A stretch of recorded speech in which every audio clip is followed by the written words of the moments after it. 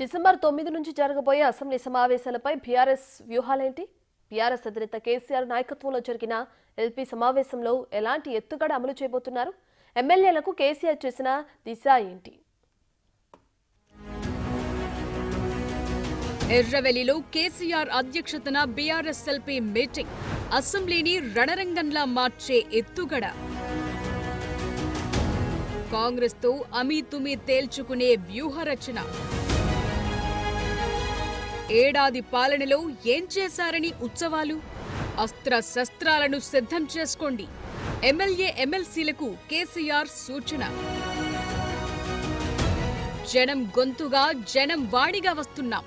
కేటీఆర్ తొలి రోజు కేసీఆర్ హాజరయ్యేలా వ్యూహం. బీఆర్ఎస్ అధినేత కేసీఆర్ అధ్యక్షతన పార్టీ శాసనసభాపక్ష సమావేశం జరిగింది.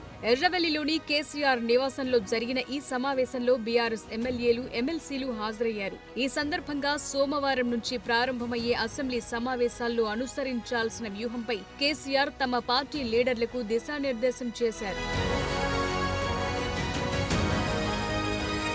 అస్త్ర శస్త్రాలను సిద్ధం చేసుకుని శాసనసభ మండలిని రణరంగంలా మార్చే దిశగా కేసీఆర్ తన ఎమ్మెల్యేలు, ఎమ్మెల్సీలకు సూచించినట్టు తెలుస్తోంది. సభలో ప్రజా గొంతుకై వినిపించేలా తన శ్రేణులకు కేసీఆర్ సూచించినట్టు చెప్తున్నారు గులాబీ నేతలు.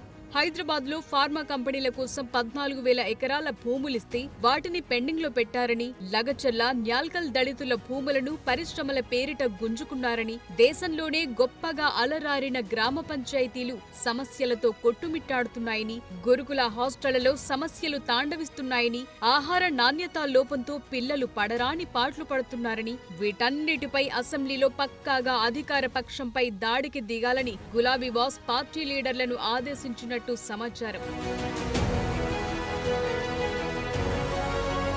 రైతు బంధు, రైతు బీమా అమలు చేస్తామని చెప్పి ఏడాదయ్యింది. ఇప్పటి వరకు రూపాయి ఇవ్వలేదు. 420 హామీలిస్తామని ఏ ఒక్క హామీ నెరవేర్చలేదు. వైద్య విద్యాలయాల్లో సమస్యలు తిష్టవేశాయి. ప్రజలు గొంతెత్తి నిలదీస్తున్నా మౌన వైఖరి వహిస్తున్నారు. బీఆర్ఎస్ ఎమ్మెల్యేలు దళిత బంధు కోసం ప్రశ్నిస్తే 6 సార్లు అరెస్టు చేశారు. తెలంగాణ వ్యాప్తంగా ప్రజల సమస్యలు ఇన్ని ఉంటే పట్టించుకున్న పాపాన పోలేదు. కానీ ఏడాది పాలనపై ప్రజా ఉత్సవాలు ఎలా చేస్తున్నారో అర్థం కావటం లేదని, ఈ ప్రజా వాణిని నిలదీయటానికి తాము అసెంబ్లీకొస్తున్నట్టు చెప్పారు కేటీఆర్. రాష్ట్రంలో ప్రజలు పడుతున్న ఇబ్బందుల విషయంలో బలంగా మన వాణిని వినిపించాలని చెప్పి కేసీఆర్ గారు సూచనలు చేయడం జరిగింది.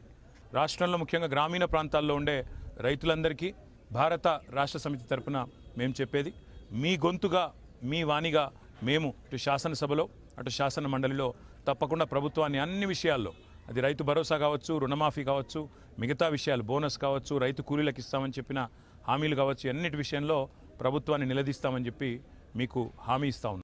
ఇప్పటి వరకు సస్యశ్యామలంగా ఉన్న తెలంగాణను కాంగ్రెస్ పార్టీ నాశనం చేస్తోందని, ప్రాజెక్టులు తెస్తామని, ఉద్యోగ ఉపాధి అవకాశాలను కల్పిస్తామని చెప్పి పీఠమెక్కిన వారు ఏడాదిలో ఏం చేశారో చెప్పమంటూ తాము నిలదీస్తామని అంటున్నారు బీఆర్ఎస్ లీడర్లు. అసెంబ్లీ సమావేశాల తొలి రోజున ప్రతిపక్ష పాత్రను పోషించి తమ శ్రేణులను ఉత్సాహపరచడానికి బీఆర్ఎస్ అధినేత కేసీఆర్ అసెంబ్లీకి వచ్చేలా వ్యూహరచన చేసినట్టు చెప్తున్నారు పార్టీ నేతలు. పేద ప్రజల కోసం ఎన్నో సంక్షేమ పథకాలను తమ పార్టీ తీసుకొస్తే వాటన్నిటినీ నిర్వీర్యం చేసిన కాంగ్రెస్ ను నిలదీస్తామని అన్నారు బీఆర్ఎస్ నాయకులు. పేదల ప్రయోజనమే తమ ఎజెండాగా తాము ప్రతి అంశంపైన పక్క ఆధారాలతో అధికార పక్షాన్ని ఢీకొనబోతున్నామని హెచ్చరిస్తోంది బీఆర్ఎస్ నాయకత్వం. తెలంగాణ తల్లి విగ్రహ ఆవిష్కరణ పేరిట కాంగ్రెస్ ప్రభుత్వం ప్రజల్ని మభ్యపెట్టే ప్రయత్నం చేస్తోందని, RRR బాధితులకు కూడా తాము అండగా నిలుస్తామని, గ్రామాలకు రావాల్సిన నిధులు పెండింగ్ లో ఉన్నాయని, వీటన్నిటిపైన సభలో ప్రభుత్వాన్ని నిలదీసి ఇరకాటంలో పెట్టే యోచన చేశామన్నారు బీఆర్ఎస్ నాయకులు.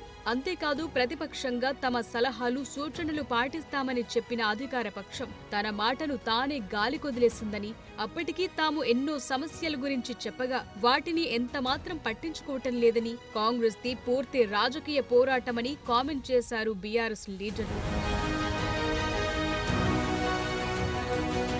ఏ అంశాల్లో మీరు ఏడాది కాలంలో అభివృద్ధి చేశారు? మంత్రులు, ఎమ్మెల్యేలు చర్చకు రాగలరా? తమ నియోజకవర్గాల్లో పర్యటించగలరా అంటూ ప్రశ్నించేందుకు అసెంబ్లీ సమావేశాలను వేదికగా చేసుకోదలిచామని అంటున్నారు బీఆర్ఎస్ నాయకులు.